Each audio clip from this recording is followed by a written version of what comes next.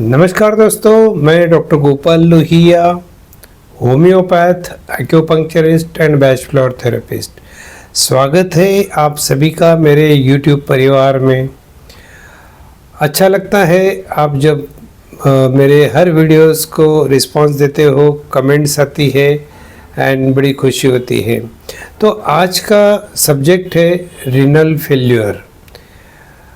मेरे एक दर्शक ने ही मुझे रिक्वेस्ट की थी, एक डॉक्टर साहब ने, कि डॉक्टर साहब इसके ऊपर वीडियो बनाइए। और मुझे थोड़ा समय लेना पड़ा क्योंकि सब्जेक्ट बहुत ही गहरा है, प्लस सीरियस टाइप की बीमारी है और जानलेवा भी है। तो इसे विस्तार पूर्वक मैं बताना चाहता हूँ आपको। और आपसे भी मेरी एक दरख्वास्त है, अगर आप पेशेंट है और मेरा वीडियो देख रहे हैं तो आप प्लीज़ सिर्फ इन्फॉर्मेशन के लिए देखिए, जानकारी के लिए देखिए। आप खुद ये मेडिसिन जो मैं बता रहा हूँ खुद के ऊपर ट्राई मत करिए, क्योंकि रीनल फेल्योर का ट्रीटमेंट बहुत ही कॉम्प्लिकेटेड होता है, बहुत ही अच्छी तरह से करना होता है। तो शायद वो आपको उतना नॉलेज नहीं होगा। और डॉक्टर मित्र अगर मेरे देख रहे हैं तो उनसे मेरी दरख्वास्त है, जब भी आपके पास रीनल फेल्योर का पेशेंट आए, आधा घंटा उनके लिए ज़रूर आप रिजर्व रखना। जल्दबाजी में कभी मत जांच करिए, क्योंकि आपको उनके कॉन्स्टिट्यूशनल सिम्टम्स लेना है और पूरी generalities, mental symptoms, physical symptoms, causation, past history, family history, miasmatic background सभी आपको चेक करनी है, उसका एनालिसिस करना है प्रॉपर, और उसके बाद आपको ट्रीटमेंट शुरू करनी है। हो सके तब तक कॉन्स्टिट्यूशनल मेडिसिन ही दीजिए, क्योंकि इसी से ये बीमारी रिवर्स होती है।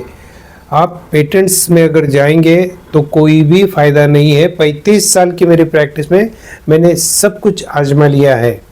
तो आइए एक्चुअल में शुरू करते हैं। मैं आपको इस वीडियो में बताऊंगा कि ये बीमारी होती क्यों है और इसके आरंभिक लक्षण क्या क्या है, इसमें आपको क्या करना होगा, लैबोरेटरी टेस्ट क्या करनी होगी, इसकी होम्योपैथिक दवाइयाँ क्या है और इसमें आपको क्या केयर लेनी होगी। तो आइए शुरू करते हैं। सबसे बड़ा पहला रीज़न है एलोपैथिक दवाइयाँ। जी हाँ, बहुत सारे मरीज क्या करते हैं, सीधे मेडिकल स्टोर पे जाते हैं, वहाँ से दवाइयाँ खरीद लेते हैं क्योंकि डॉक्टर का प्रिस्क्रिप्शन उनके पास होता ही है, और बस बहुत दिन तक वो दवाइयाँ शुरू रखते हैं। या फिर कभी कुछ पेन हो गया, कुछ हो गया, तो आए दिन pain killers, anti inflammatory medicines खाते रहते हैं। तो धीरे धीरे किडनी में वो फिल्टर नहीं कर पाती, किडनी डैमेज हो जाती है। कभी कभी आयुर्वेदिक दवाइयों में भी हेवी मेटल्स होते हैं और उससे भी किडनी में प्रॉब्लम्स होते हैं। तो कभी भी कोई भी दवाई डॉक्टर के बिना सलाह नहीं लेनी है। ये एक बात हो गई। दूसरा, कभी कभी इन्फेक्शन हो जाता है, कभी ऑटो इम्यून डिसऑर्डर होती है, और मेन रीज़न तो और भी है। हमारे देश में ज़्यादा करके लोग ब्लड प्रेशर को तो कोई वैल्यू देते ही नहीं है। 200/100, 200/110, 180/110, इनमें बोलते मुझे कुछ तकलीफ ही नहीं हो रही। लेकिन ये गलत एटीट्यूड है। इसमें धीरे धीरे आपका किडनी का नुकसान हो रहा है, धीरे धीरे आपका हृदय का नुकसान हो रहा है। तो भले आज आपको कुछ तकलीफ नहीं है, लेकिन फिर भी आपको ब्लड प्रेशर कंट्रोल में रखना चाहिए। आप दवाई कोई भी लो, एलोपैथिक लो, होम्योपैथिक लो, आयुर्वेदिक लो, लेकिन आपका ब्लड प्रेशर 130/90 के ऊपर कभी भी नहीं जाना चाहिए। दूसरा रीज़न है, और एक रीज़न है डायबिटीज़। अनकंट्रोल्ड डायबिटीज़ कोई भी ऑर्गन को ख़त्म कर देता है, वैसे वो किडनी को भी ख़राब कर देता है। जंक फूड भी एक बहुत बड़ा कारण है, और एंग्जाइटी, स्ट्रेस तो यकीनन इसे हम अवॉइड नहीं कर सकते। तो इन सब कारण जो मैंने बताए, इसका आप केयर लीजिए। और देखते हैं अभी अर्ली साइन सिम्टम्स क्या है। सिर्फ सिम्टम्स की बात करेंगे तो बॉडी में सूजन आना शुरू होती है, और किडनी में जब प्रॉब्लम होता है तो आँखों के नीचे यहाँ पर काफ़ी ज़्यादा स्वेलिंग आ जाता है। तो जैसे ही फेस देखते हैं आंखों के नीचे स्वेलिंग है तो हमको पहला डाउट आना चाहिए किडनी में कुछ प्रॉब्लम हो गया है क्या, या पैरों में सूजन है, चेहरे पे सूजन आ गई है, पेट पे सूजन आ गई है जिसमें पेट में पानी भी भर जाता है। तो ये एक पहला लक्षण हो गया। उसके बाद उसके बाद थकान लगती है, काम करने का मन नहीं करता है, ऐसे लगता है आराम करें। फिर जब यूरिन टेस्ट करते हैं तो उसमें अल्ब्यूमिन निकलता है, ब्लड टेस्ट करते हैं तो उसमें क्रिएटिनिन बढ़ा हुआ मिलता है। तो क्रिएटिनिन बढ़ने की जो स्टेज है वो तो काफ़ी बाद में आती है, पहले तो अल्ब्यूमिन मिलता है और ये दूसरे लक्षण होते हैं। पेशाब की मात्रा कम ज़्यादा हो सकती है, पेशाब रुक सकता है, या पेशाब के रास्ते में बहुत ज़्यादा दर्द होता है, पेशाब कंट्रोल नहीं होती है, ये भी रीनल फेल्योर के लक्षण माने जाते हैं। तो केयर ये करनी है कि पहले तो खुद का इलाज खुद नहीं करना है, डॉक्टर के पास जाना है, कोई भी डॉक्टर के पास जाइए, लेकिन कोई भी अच्छा प्रोफेशनल डॉक्टर के पास जाइए जिसको ये चीज़ का पूरा नॉलेज होना चाहिए। दूसरा, पानी की मात्रा 1 से 1.5 लीटर तक ही रखिए। जंक फूड, अल्कोहल, टोबैको और कोई नशे की चीज़ है वो कम्प्लीटली स्टॉप कर दीजिए, और थोड़ा एक्सरसाइज करिए। नमक की मात्रा ड्रास्टिकली कम कर दीजिए क्योंकि ये जल्दी से फिल्टर नहीं होता है। प्रोटीन्स भी कम कर देना चाहिए थोड़े। आप सिंपल रोटी सब्जी, दाल चावल, खिचड़ी ये अच्छी तरह खा सकते हो। अब देखते हैं हम होम्योपैथिक मेडिसिन। पहला मेडिसिन जो मैं बताने वाला हूँ वो है टेरेबिंथ। टेरेबिंथ के 2 एकदम रेड लेटर सिम्टम है कि इसके बिना हम टेरेबिंथ दे ही नहीं सकते। वो क्या है, इनकी जो टंग है, टंग एकदम रेड शाइनी ग्लेजी हो जाती है। इसे देखते बार ऐसा लगता है कि अरे कितनी चमक रही है, कितनी लाल हो गई है। इसके ऊपर जो पैपिलीज होते हैं ऐसे लगता है जैसे कोई निकल गई होगी वो। ये एक सिम्टम। और दूसरा सिम्टम है इनकी पेशाब की गंध। इनकी पेशाब की गंध को इंग्लिश में बोला जाता है it's like a odour of violets. अब वायोलेट ये एक गंध को नाम दिया हुआ है। इसका जो गंध है वायोलेट का, एकदम मीठी मीठी खुशबू आती है, और एक जो डिक्शनरी वर्ड है वो रोमांटिक स्मेल, मतलब अच्छी खुशबू होती है इन शॉर्ट। तो पेशेंट अगर बोलेगा कि यूरिन में इस तरह से स्मेल आ रही है, या आप पूछने के बाद पेशेंट जब बोलेगा कि इस तरह की स्मेल आ रही है, तो ये 2 के ऊपर भी आप टेरेबिन दे सकते हैं। फिर और क्या सिम्टम्स हो सकते हैं, फिर यूरिन में जलन हो सकती है, तकलीफ हो सकती है, बार बार पेशाब जाना पड़ सकता है, यूरिन कंट्रोल नहीं हो सकती है, यूरिन में ब्लड जा सकता है, यूरिन का कलर एकदम रेड हो सकता है, यूरिन का कलर कॉफ़ी ग्राउंड के जैसा हो सकता है, बॉडी पे, पैर पे, चेहरे पे सूजन हो सकती है। This are the common symptoms of renal failure. ये सब के साथ में 2 पेक्यूलियर सिम्टम अगर रहेंगे तो टेरेबिंथ इज द मेडिसिन। मुझे अभी भी एक पेशेंट याद है, छोटा बच्चा 10 साल का मेरे पास आता था, वो टेरेबिंथ से ठीक हुआ था।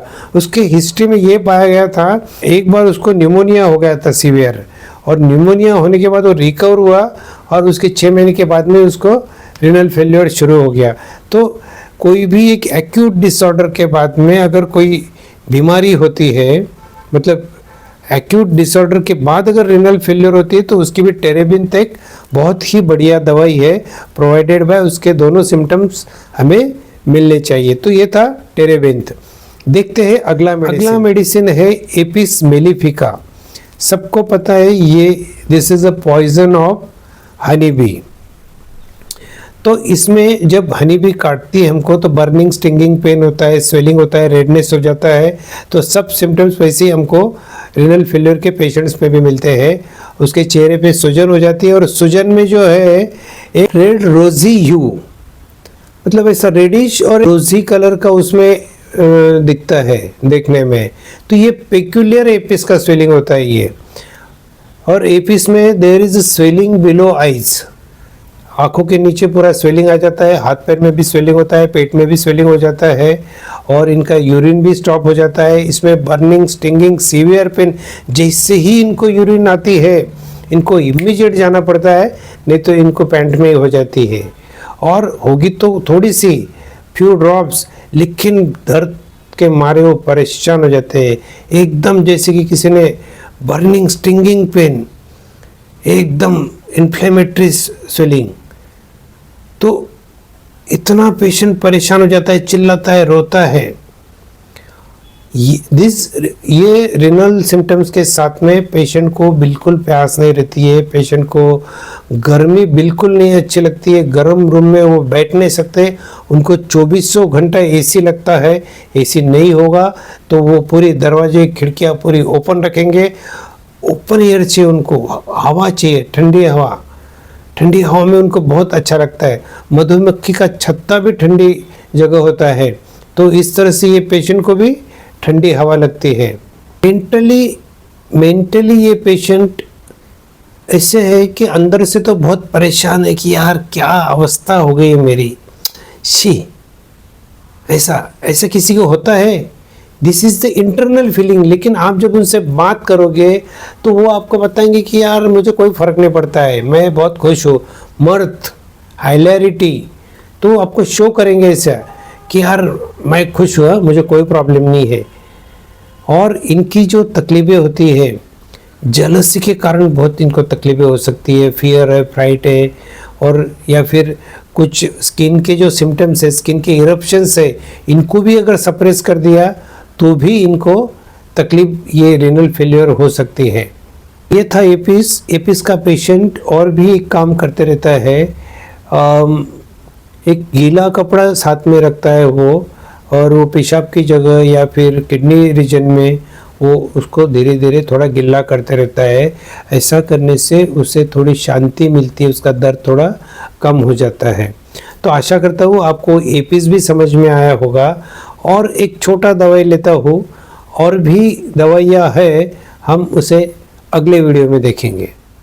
अगला मेडिसिन है इल सीरम और सीरम एंग्विली। जनरली ये मेडिसिन 6x या 7x पावर में यूज़ होता है। और शॉबे की मेडिसिन भी अच्छी है क्योंकि ये ग्लिसरीन बेस में बनी हुई, इसमें अल्कोहल नहीं है। तो जो भी किडनी डैमेज है उसमें और अल्कोहल हमें नहीं डालना है। तो इसका मेजर इंडिकेशन क्या है, ये बहुत ज़्यादा क्रिएटिनिन जब बढ़ जाता है तब ये इंडिकेट होती है। बहुत ज़्यादा क्रिएटिनिन बढ़ गया है, रेनल फंक्शन काफ़ी ख़राब हो गया है, अल्बुमिन काफ़ी जा रहा है, लेकिन बंदे के शरीर पे, पेशेंट के शरीर पे स्वेलिंग नहीं है, कहीं स्वेलिंग दिख नहीं रही है। तो ये इसका पेक्यूलियर सिम्टम है। कभी कभी पेशाब बंद हो जाती है ज़्यादा बढ़ने से, तभी भी सीरम एंग्युली देने के बाद में पेशाब खुल के होने लग जाती है। तो ब्लड वगैरह तो इसमें रहता ही है, अल्बुमिन भी रहता है। और ये नहीं कि ये इसी स्टेज में चलती है, और भी जब बिगिनिंग में पेशेंट को नेफ्रोटिक सिंड्रोम के पेशेंट में स्वेलिंग तो रहती ही है, उस वक्त भी ये इंडिकेट करती है। लेकिन तभी ये हाइपरटेंसिव हार्ट डिजीज़ के बाद में जब रेनल फेलियर हो जाता है तो उसके इनिशियल स्टेज में सीरम एंग्युली काफ़ी अच्छा काम करता है। और इसके साथ में ब्रेथलेसनेस भी होता है, पेशेंट को ब्रेथलेसनेस भी काफ़ी होता है। तो respiratory symptoms plus heart symptom plus renal symptoms, ये तीनों में when urine output is affected, serum एंग्युली इज द मेडिसिन। तो 6x पावर की 10-10 गुना आप चालू करिए दिन में 3 बार, यूरिन का फ्लो भी बढ़ेगा, धीरे धीरे क्रिएटिनिन भी कम होगा। लेकिन याद रहे इसके साथ में आपको कॉन्स्टिट्यूशनल मेडिसिन भी देना है। बिना कॉन्स्टिट्यूशनल मेडिसिन के छोटी छोटी मेडिसिन आपको नहीं देना है, क्योंकि कॉन्स्टिट्यूशनल मेडिसिन से ही पैथोलॉजी रिवर्स होती है। नहीं तो दिस स्मॉल मेडिसिन्स वो एलोपैथी के जैसा काम करती है, टेम्पररी रिलीफ होएगा पेशेंट को, बाद में पूरे सिम्टम्स वैसे के वैसे आ जाएंगे।